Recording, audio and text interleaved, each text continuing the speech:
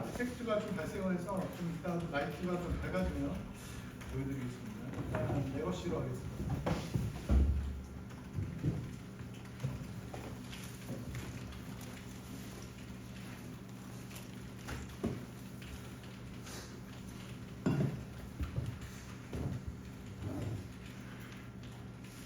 라이트를 이제 배치했고요. 라이트 옵션을 보시면 지금 반사광이 너무 어둡잖아요. 그래서 쭉 이거 가셔서 여기 인다이렉트 온도가 여기 있죠.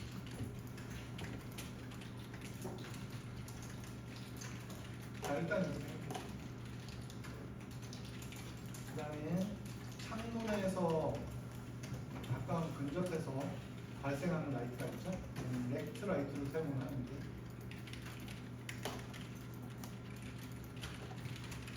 인게임에서는 렉트 라이트가 무거워요. 그래서 렉트 라이트 안 씁니다.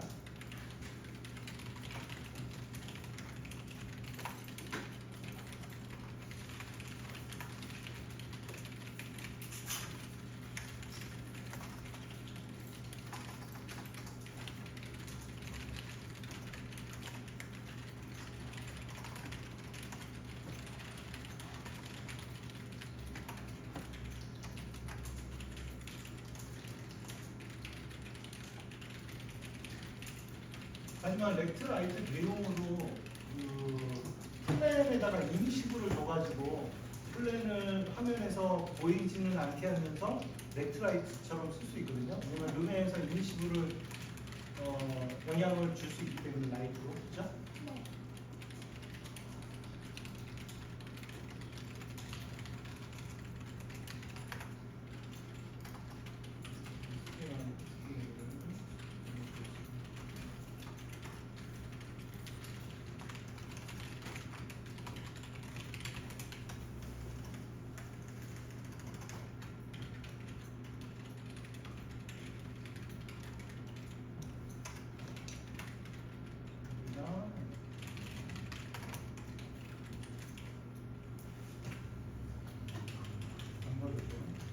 여기 아예 없을 때 분석해서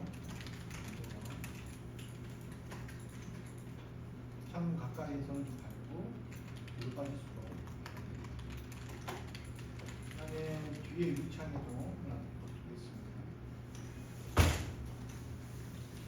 근데 라이트 사이즈 검은색가 클수록 섀도우가 많이 뭉개지죠? 많이 이렇게 퍼지죠? 이렇게. 그래서 렉트라이트를 이 유리창 사이즈별로 여기를 쪼개서 배치를 하셔도 좋겠습니다.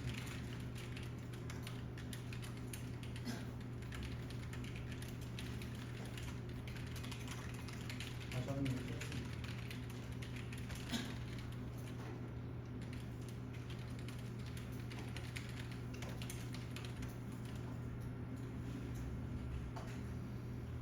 여기 부엌이 있거든요. 여기인데요.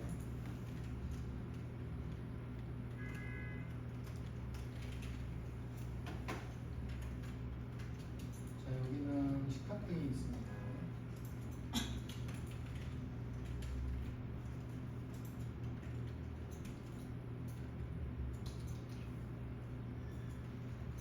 자, 보고를 바꿔주고요.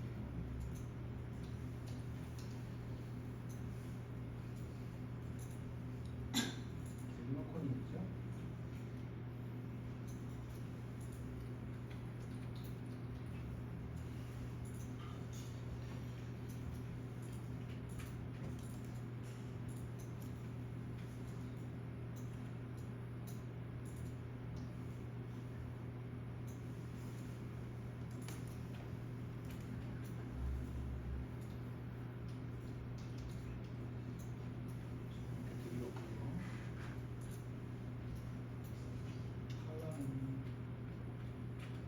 보시면 얘가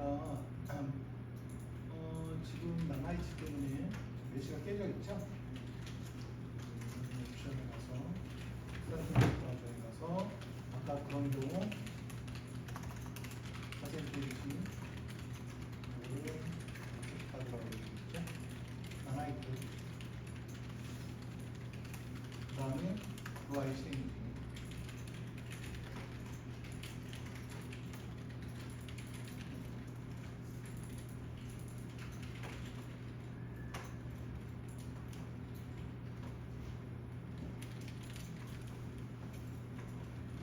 강원치가 관련의 점이 또 있어요.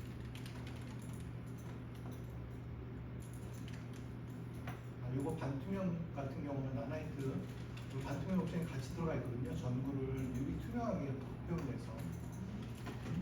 이런 경우에는 나나이트 꺼줍니다.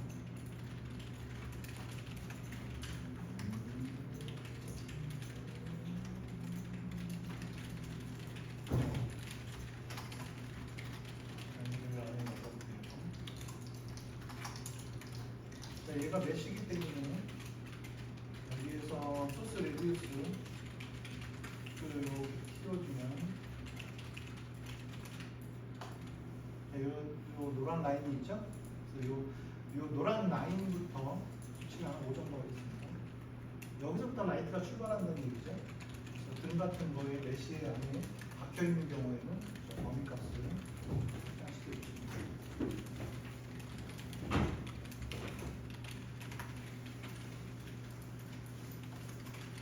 이거 그 학생이 직접 어머니한테 밥 차려달라고 얘기해서 리얼리티 캡쳐가지고 스캔한 겁니다. 어머니 솜씨에 대해서 놀란 거예요. 스캔하는 어머님이 해주시고.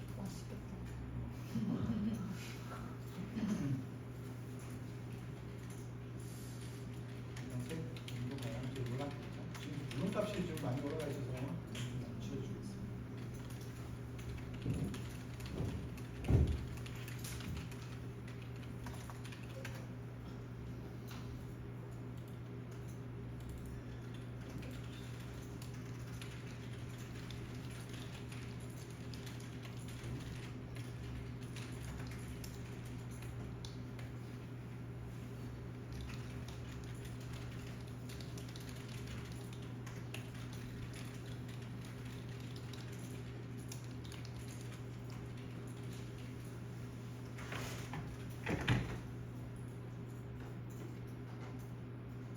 주변에 요 라이트가 요 위에서 떨어지는데 이게 식탁에 반사하면서 위로 떨어지죠. 단축키 L 누르고 클릭하면 포인트 라이트가 나옵니다. 왜냐하면 옛날에는 원년 쓸 때는 저런 반사광 같은 거를 다 일일이 포인트 라이트로 표현했기 때문에 제일 많이 쓰는 게 포인트 라이트예요. 그래서 그때부터 그냥 단축키 L 누르면 클릭하면 포인트 라이트.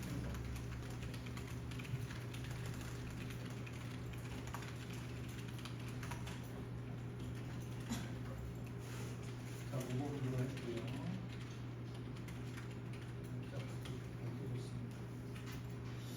지금 섀도우가 너무 날카롭죠. 소스 레디우스를 조절하면 섀도우의 무섭기를 조절할 수 있죠.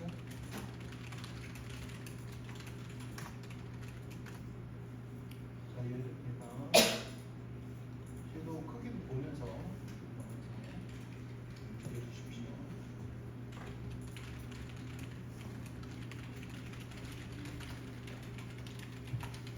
여러분들 불 끄고 식탁들은 관찰해 보세요.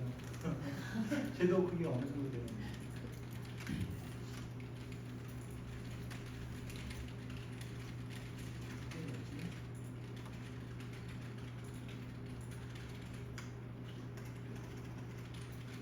여기도 나나이트 제가 다 퍼줘서 그런 것 같아요. 투명체에는 나나이트가 적용이 안 되나요? 네, 좀 깨지더라고요.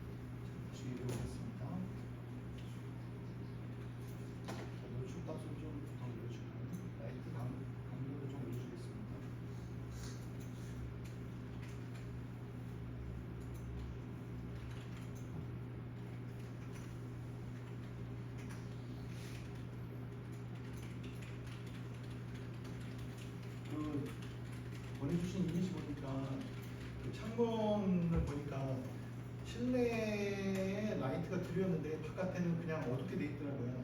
그죠? 근데 우리가 라이팅을 할 때 보통 포토리얼, 그러니까 사진 기반으로 라이팅 기준을 잡거든요. 그래서 그 사진 여러분들 실내에 어떤 사물을 그 사물을 기준해서 찍으면 실내가 어둡다고 좀 밝게 할 거 아니에요. 그러면 바깥에는 어때요? 우리가 눈으로 시각적으로 보는 것보다는 훨씬 탁이 나오겠죠.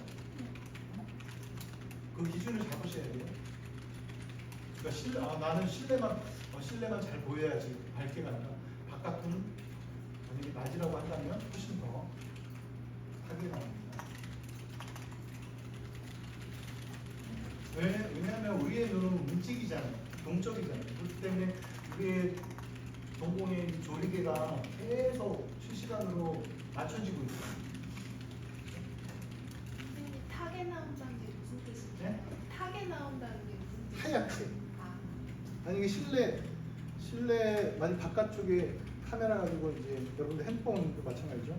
바깥쪽을 기준해서 측광하면은 딱 터치하면은 여기가 맞아. 어둡게 나오고 저기 바깥에 하늘값이 색이 맞춰지죠. 여기 안에 맞추면 바깥이 하얗게 나옵니다. 그렇죠? 그렇게 라이팅을 한단 말이죠. 그러니까 무조건 그런 것은 아니고 보다 이제 포토 리얼하게 작업을 할 때는 그런 식으로 작업을 진행하는데 게임에서는 그렇게 작업 안 합니다. 이렇게 하얗게 타도.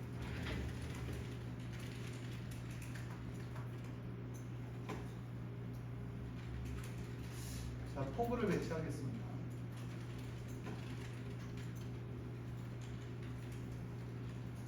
포그, 익스포넨셜 하이트 포그는 이제 배치하는 게 우리가 아는 안개가 있잖아요. 이 안개가 없지만 대기 중에 공기의 밀도가 있잖아요. 그래서 기본적으로 배치합니다.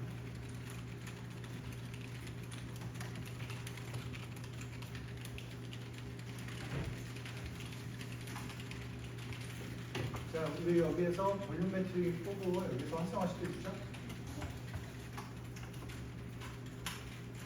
자, 이렇게 됐습니다. 그렇죠? 볼륨메트릭 포그를 활성화시켰는데 지금 보시면 전체가 다 뿌였네요. 출력이 좀 늦춰줄게요. 자, 0.01 해줘 보겠습니다. 자, 이렇게 해줬는데 쭉 내려가서 볼륨메트릭 포그에서 요 스캐터링 디스트리뷰션 이 수치가 0.1인데 0에 가까울수록 간레인이죠. 간레인은 어떻게 됐습니까?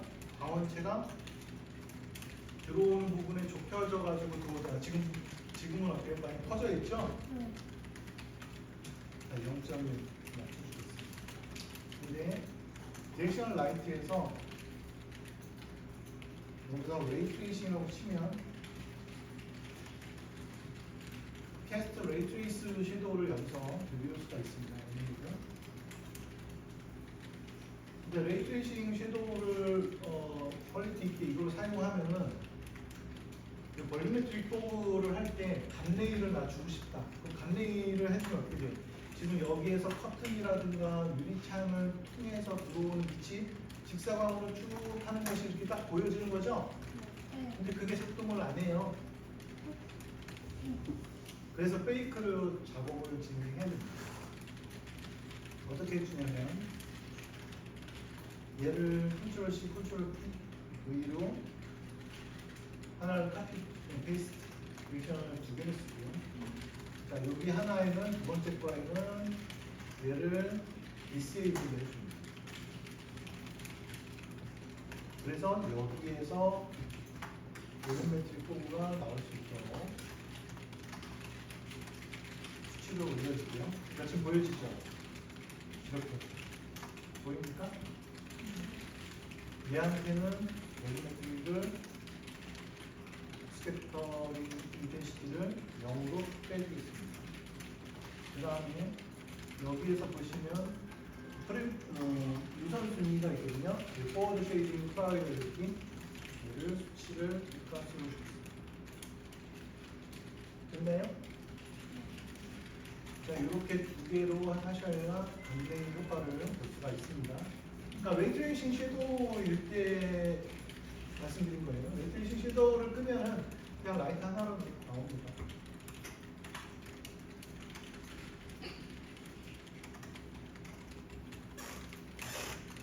같이 움직이시면 이렇게 표현되는 거죠.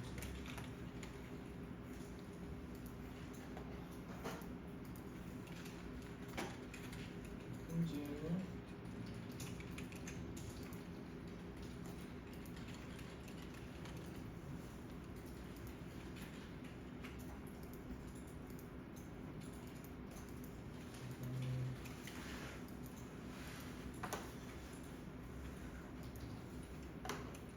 방향으로도 한번 들어가겠습니다.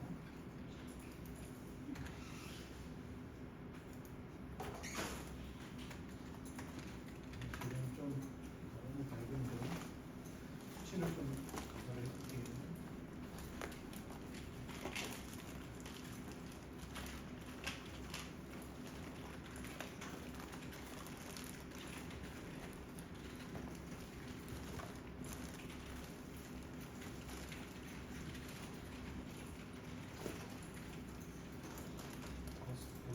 버스 보이는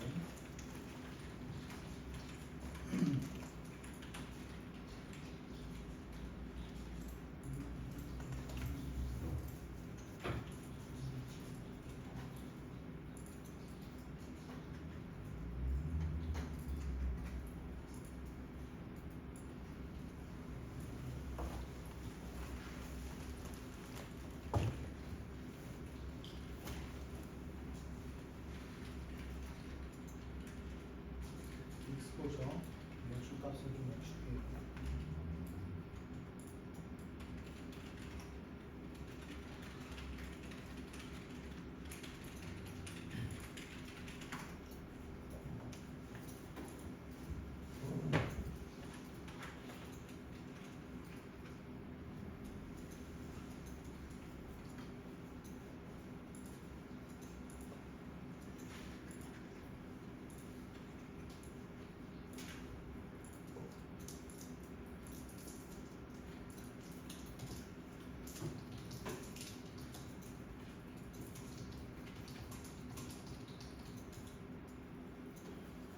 자, 여기서 보시면 필름이거든요.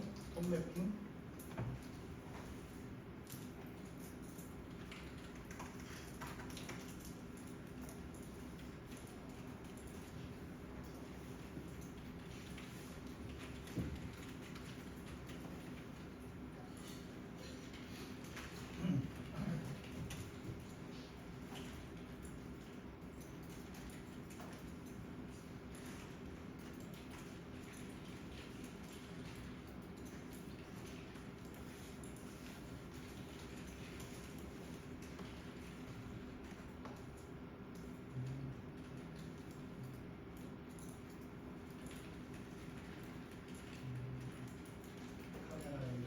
카메라 옵션이 있습니다. 자, 여기는 필름. 이 슬로프와 톤을 조절해서 콘트라스트를 조절할 수가 있는데, 보통 이제 여기 컬러 그레이딩으로 톤을 조절할 수도 있고, 여기 감마가 있거든요. 감마가 개인이 있었는데, 언리얼에서 이 개인이나 감마가 퀄리티가 별로 좋지는 않대요. 그래서 가급적이면 콘트라스트나 이 필름 톤매핑에서 조절하는 게 좋다고 합니다.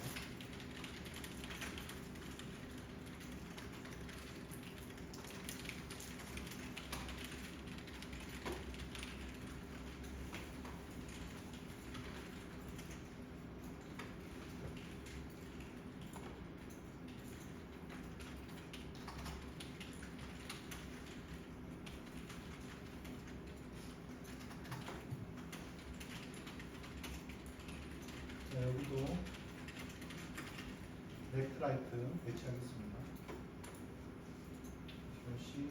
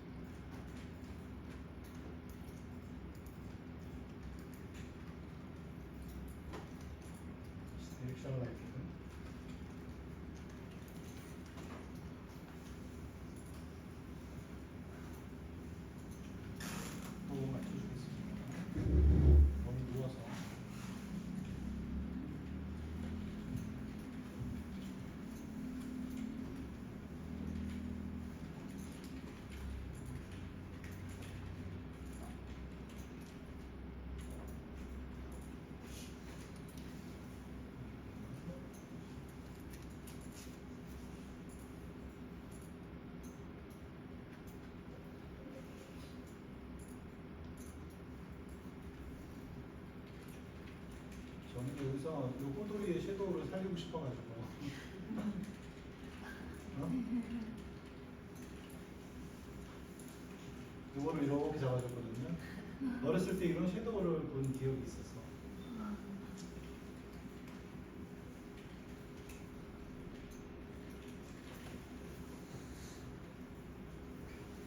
그래서 이렇게 연출을 했었습니다.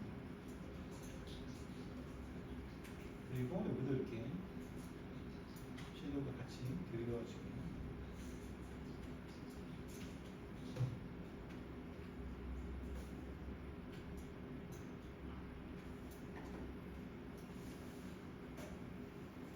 그다음에 섀도우의 날카로운 정도, 소스 앵글로 0.535칠이 이게 가장 그 태양광의 한낮광이 기준했을 때 0.535칠이거든요. 수치가 올라가면 올라갈수록 부드럽게 나옵니다. 디렉셔널 1번 같은 경우는 레이 트레이싱 섀도우를 쓰고 있잖아요. 여기에 섀도우 소스 앵글 팩터가 있어요. 레이 트레이싱 기반이거든요. 얘를 이렇게 움직이면 훨씬 더 좋은 품질로 부드럽게 표현할 수가 있습니다.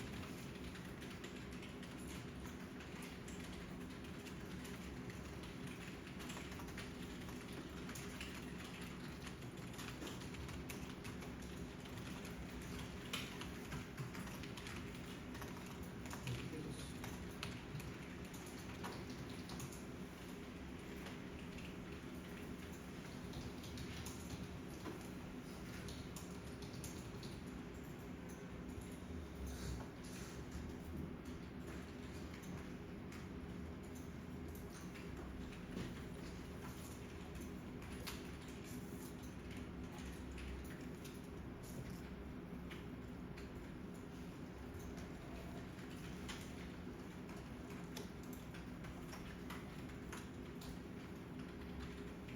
톤이 점점 작아지고 있죠. 지금 라이트로 이제 전체적으로 밝기가 보일 것 같아요. 약간 좀 저는 이제 플랫한 감이 있거든요.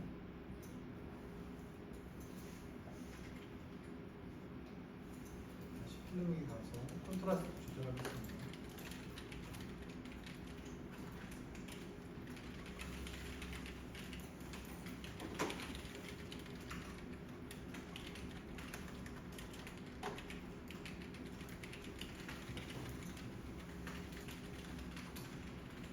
얘는 가장 남부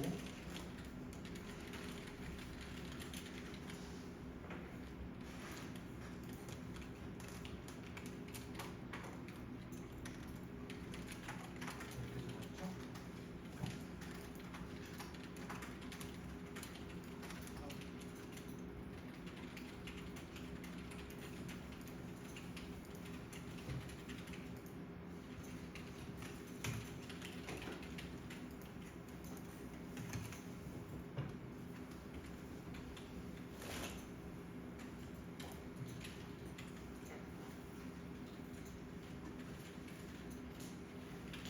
자, 여기도 렉트가 있고. 자, 여기에는 주광에서 오는 렉트라이트라기보다는 스카이라이트 보조라고 보시면 됩니다.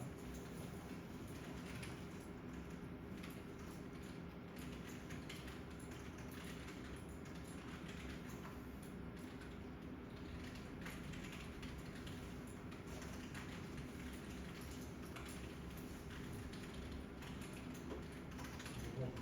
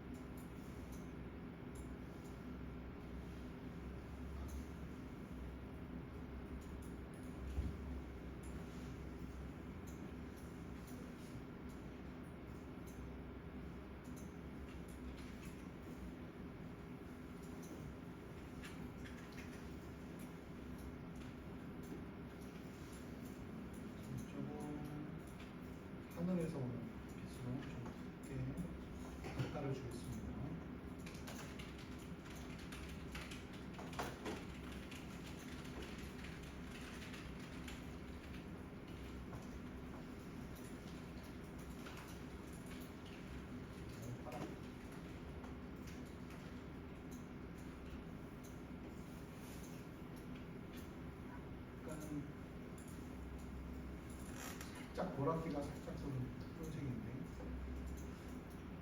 저는 텍스처링을 할 때는 라이팅 할 때 약간 보색을 좀 쓰는 편이에요. 여기 노란 라이트가 있으니까 약간의 보색을 써서 그러면 화면을 좀 시원하게 만들거든요.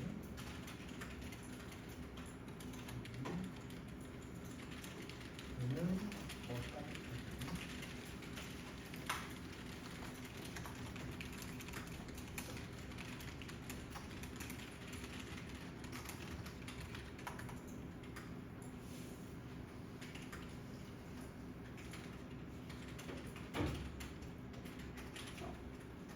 선생님, 네. 혹시 색온도는 사용하지 네? 않으시나요? 색온도.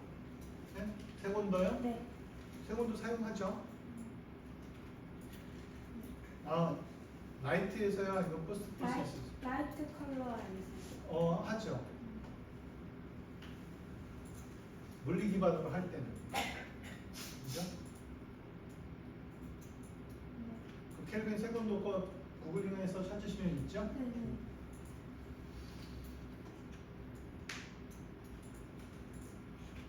근데 잘안 해요. 그냥 눈으로 해요. 눈으로 맞추게 돼요.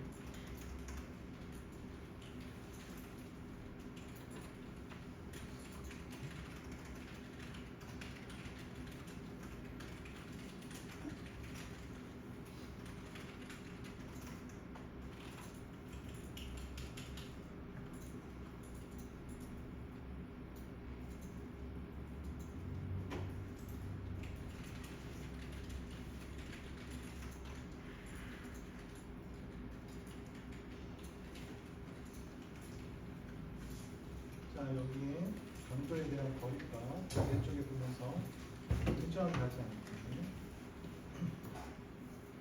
이 레디우스 값이 있잖아요. 범위값. 자, 이런 범위값을 조절함으로써 강도 조절하면서 이렇게 빛의 거리값이 이렇게 나타나게 되죠. 경계는 바깥으로 갈수록 좀 희한하게 바네트가 약해지고 옵션은 살짝 이렇게 그렇죠? 모드에 따라서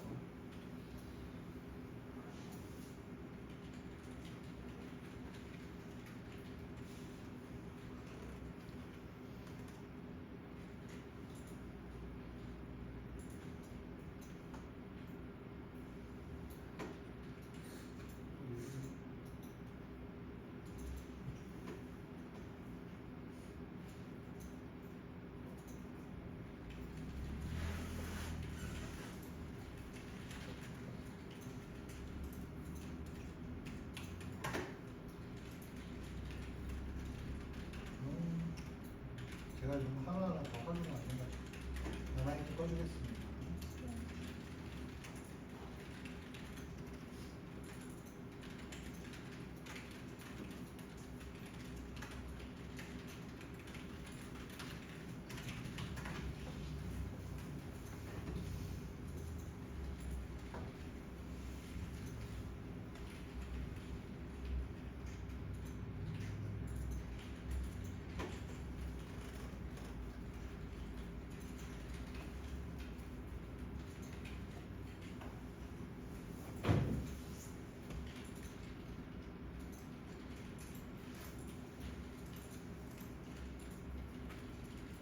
좀 너무 차갑네요.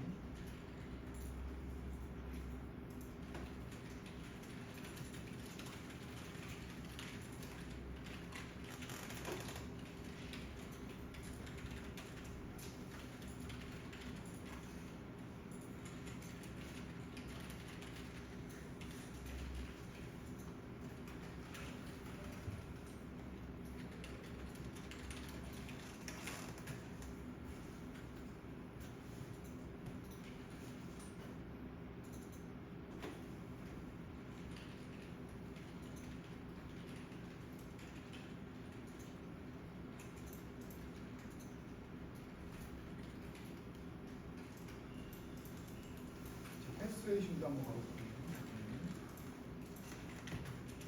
어떻게 나오는지.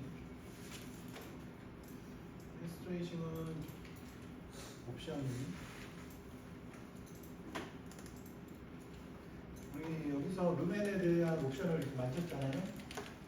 패스트레이싱은 루멘이나 웨이트레이싱의 옵션하고 완전 독립적인, 그래서 따로 옵션을 많이 만들 필요가 없어요. 그 옵션하고 무시하고 앰비언트 오클루전도 다 무시하고 자기가 따로 생성을 합니다. 맨 밑에 퍼스트 프로세스에서 맨 밑에 가시면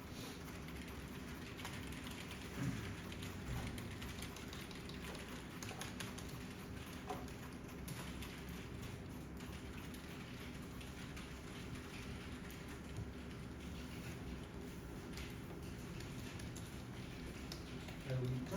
엑스레이션 있죠? 이렇게 켜주면 돼요. 맥스 바운스는 디폴트가 32예요.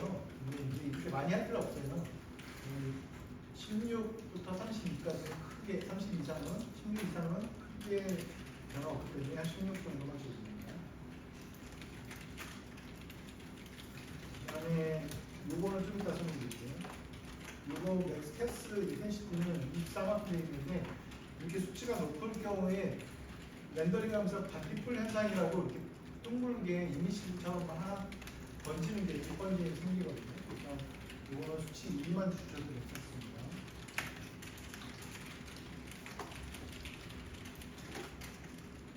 여기 샘플 퍼 픽셀은 얘가 수치가 올라갈수록 렌더 속도가 엄청나게 증가돼요. 그리고 수치가 낮을수록 빠르게 걸리는데 보통 테스트를 할 때는 저는 한 300 정도 해주고 여기서 패스트레이싱 체크만 하시면 됩니다. 쭉 걸어요.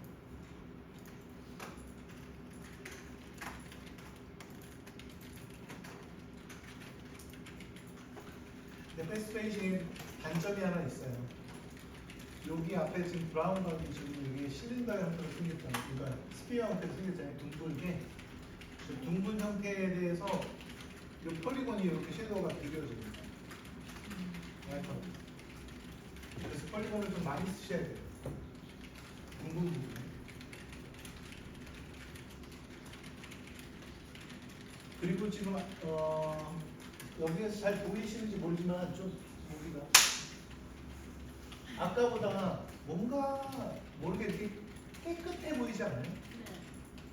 자, 수치가 낮으면 빨리 렌더링을 하는 대신에 여기 오브젝트들의 이 디테일이 많이 뭉개집니다. 대신에 라이트의 환경은 바로 볼 수가 있죠. 그래서 라이트를 볼 때는 한 3대, 그다음에 최종 아웃풋 할 때는 이제 뭐 3,000에서 4,000, 아니면 10,000까지도 수치를 올리시면 됩니다. 나중에 그 렌더링을 해서 보시면 수치를 너무 낮추면 섀도우가 살짝 이렇게 노이즈가 벌벌벌 거릴 수가 있어요. 그래서 그럴 때 수치를 올리시면 됩니다.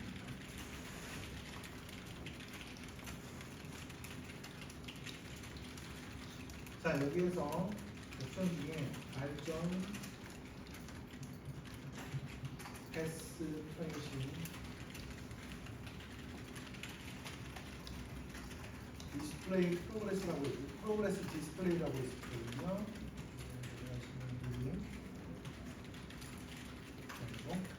보이시나요? 네. 이 수치를 보이시나요? 메모장에서 보여줄까요?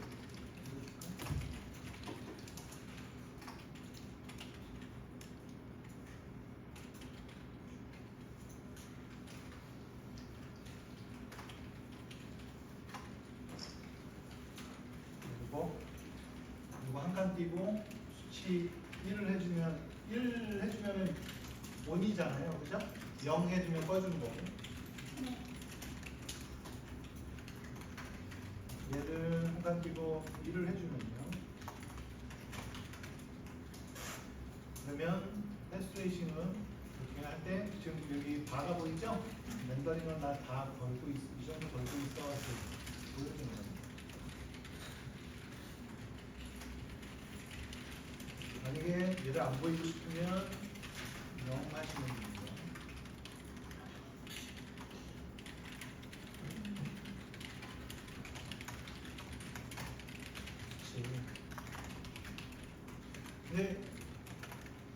코칭 할 때는 라이팅을 해보면 너무 자기가 스스로 잘 지하를 그려줘가지고 라이트를 크게 디테일하게 많이 넣어줄 필요가 없어요. 주간 하나, 뭐 렉트라이트 좀 하나, 나머지는 자기가 다 해줘.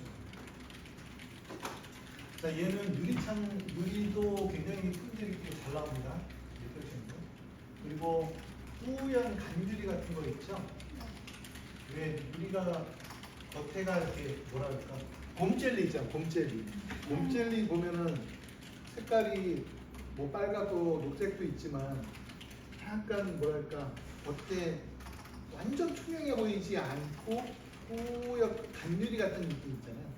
그런 표현은 패스트레이싱에서 할 수가 있어요. 그래서 패스트레이싱에서 유리 머테리얼 짜고 러프네스 수치를 가지고 조절하면 간유리 표현을 해줄 수가 있어요.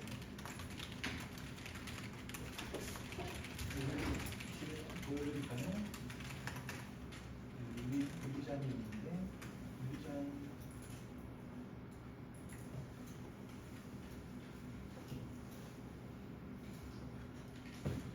투명한 유리잔이 이렇게 있잖아요, 그렇죠? 이 머테리얼을 보면 이 마스터 머테리얼은 미리 여기 짜놔 있습니다. 러프네스 수치, 우주 수치를 좀 올리면 보면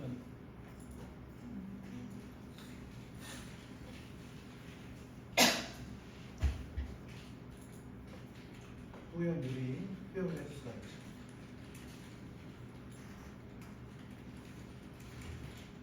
여러분들 이 마크 아시나요? 아셨죠? 러퍼니스 가지고 컨트롤하는 거예요. 색 같은 거 줄 때는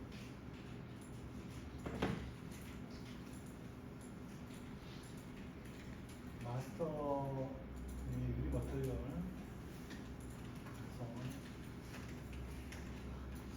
여기 해놓긴 했는데 이 셀 트랜스루센트 머터리얼이라고 있거든요. 검색하시면 나와요.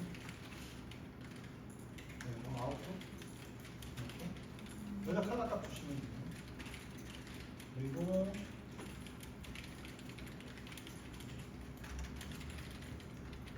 쭉 오셔서 쉐이딩 모드에서 스팀 트랜스루센트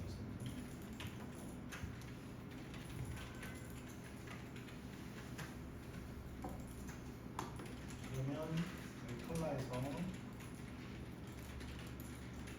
마스터에서 메인 그레스 컬러로 했잖아요.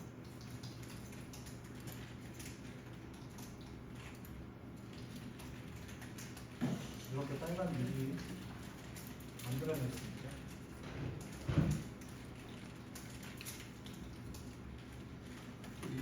사원님, 네. 그 전부시에 혹시 메테리얼 좀 썼어요? 아니요? 안 썼어요? 네. 아, 그 마스터 메테리얼 한번 쭉 보면 좋을 것 같아요. 혹시 그 마스터 메테리얼은 기존에 어떻게 쓰시는 어떤 프로세서에 쓰신 건가요? 아니면 아 마스터 머터리얼이요? 네. 마스터 이제 보통 이제 저희는 주로 이제 배경을 하기 때문에 그렇죠. 배경 관련해서 마스터 머터리얼을 하는데 너무 어렵게는 안 하고 딱 필요한 것들만 짜요.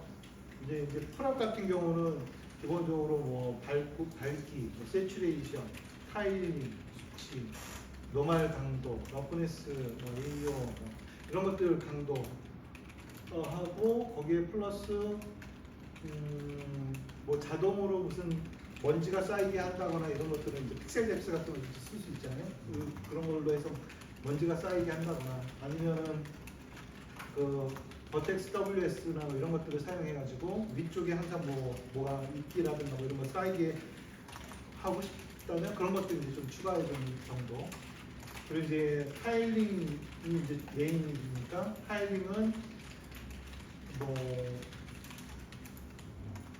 다른 텍스처하고 이제 블렌딩을 해야 되잖아요. 바닥에 뭐 아스팔트 도로가 있는데 흙길이 있다. 그럼 흙 블렌딩에다가 그 다음에 웻 젖은 거, 그 다음에 플러스 물 고인 거 이런 식으로 이제 표현을 해가지고 하고 벽돌 같은 경우는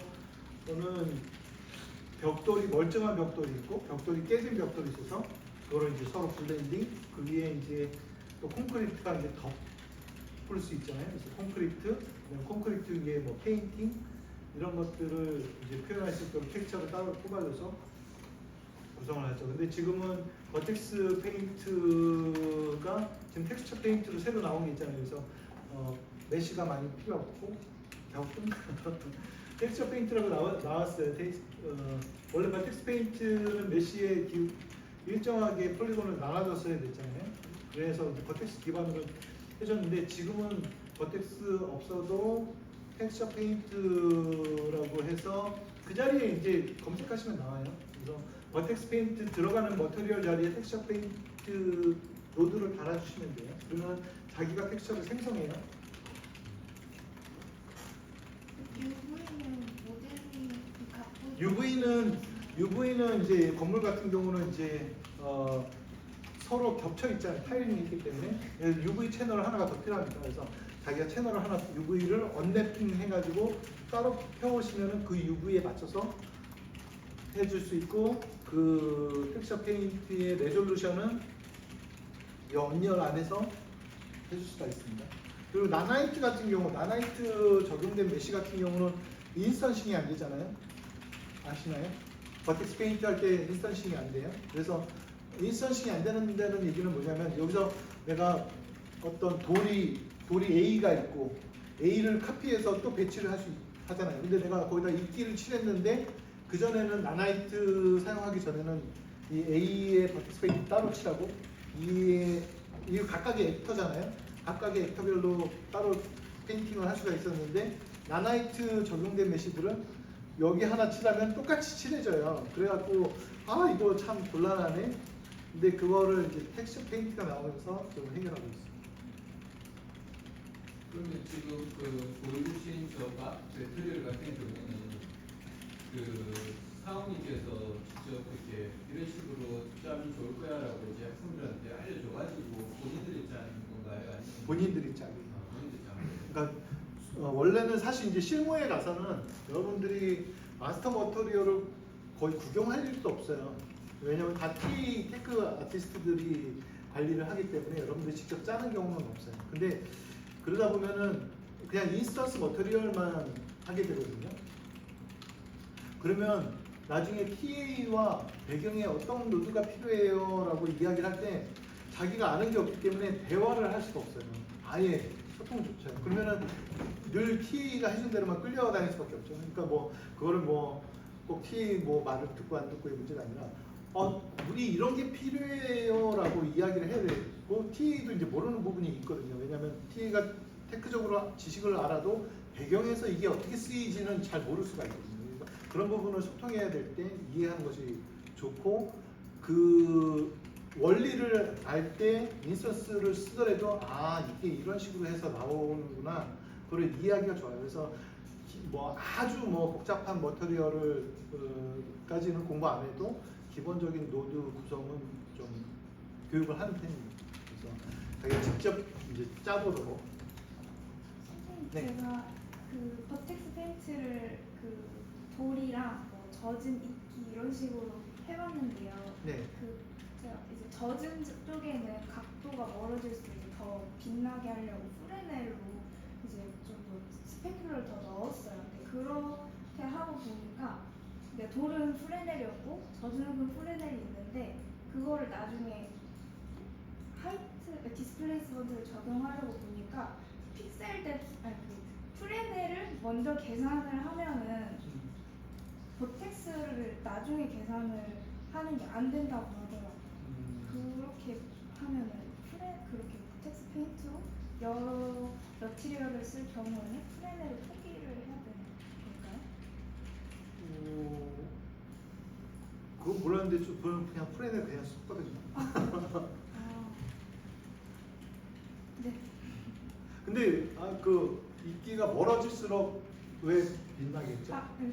그 이끼가 아니라 좀 더 젖은 아스팔트랑 좀 그런 좀 네. 되게 믹스되어 있는. 네네네. 아스팔트가 좀 멀리 갈수록 네네네. 반사가 돼 보이니까. 네네. 그죠? 흙이랑 뭐 젖은 아스팔트 뭐 네네네. 이런 식의 네네. 여러 개. 네. 그거 할 때 작동 돼요. 어, 네, 다시 찾아볼게요. 에러가 나왔어 지금. 아, 그래?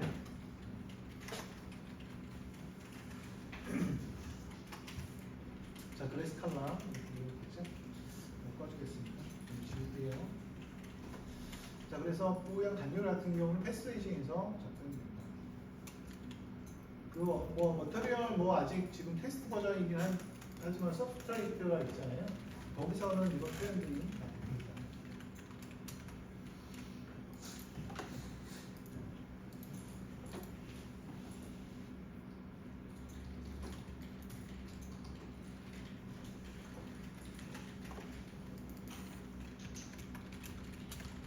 그래서 가까이 보면 오디오에 뽀얀 아크릴로 된 이런 것들로 표현을 이렇게 할 수가 있죠. 자, 그 다음에 다시 와서 포스코세스.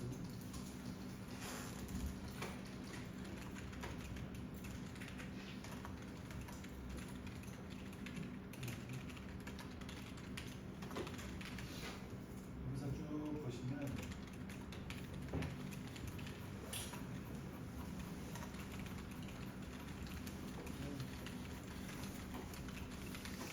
뭐 이거는 이미시브 머티리얼, 뭐 이거는 라이팅 연산한다 얘기고요. 그 레퍼런스 뎁스 오브 필드가 있어요. 여기 요거를 이제 체크를 해주는데요. 얘는 뭐냐면은 여기 유리장이 이렇게 있어요. 유리가 있다고 가정할게요. 그리고 이 안에 어떤 불투명한 오브젝트를 배치를 하면은 카메라로 우리가 거리값을 잡잖아요. 그죠? 그랬을 때 저 유리 안에 갇혀 있는 애에 대한 그 정확한 그 값을 인식하지 못해요. 연산하지 못해요. 무슨 말인지 이해돼요? 핀이 안 맞는다. 그래서 이걸 체크를 꼭 하셔야 돼요. 퍼스트 프로세스에서 여기에 요 안에 이제 불투명한 오브젝트가 있는데 투명하니까 내가 쟤한테 거리값을 카메라 거리값을 맞춰줘야지 해도 안 맞아지거든요. 그럴 때는 이걸 내려오셔서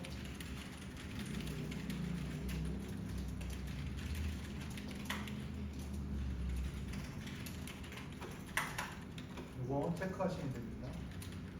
요 레퍼런스 요거는 애트모스피어 요거를 인식한다는 얘기죠. 이 디노이저가 있어요. 디노이저. 얘가 훨씬 더 깔끔하게 이제 렌더링을 하고 싶으면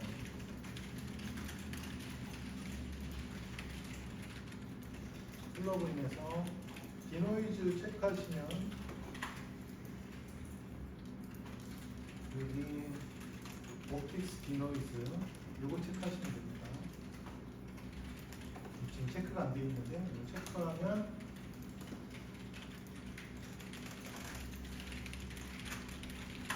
언리얼 엔진 실행하시면 이게 작동이 됩니다. 그러면 이걸 활성화시키면 이미지가 한 번 더 피카링 딱 되면서 노이즈가 깔끔하게 나옵니다.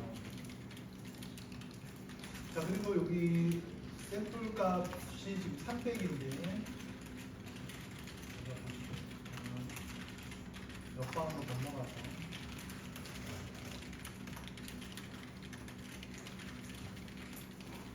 얘를 한번 볼게요. 한번 로봇이 있는데 로봇 얘도 꺼줘야 돼요.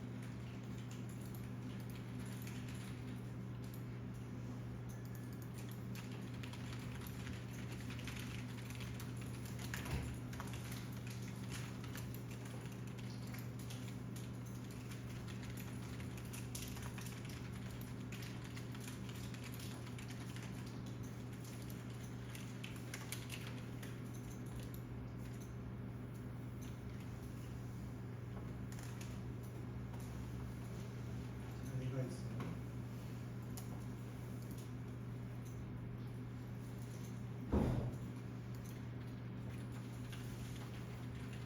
실을 좀 더 올려보면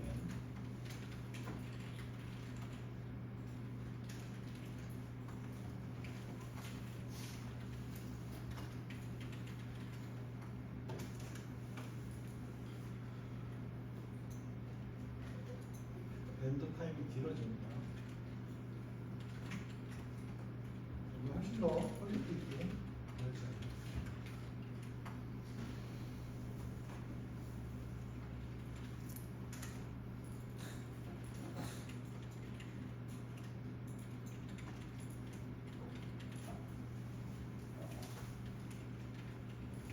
자, 이거 가는 동안 5분만 쉴까요?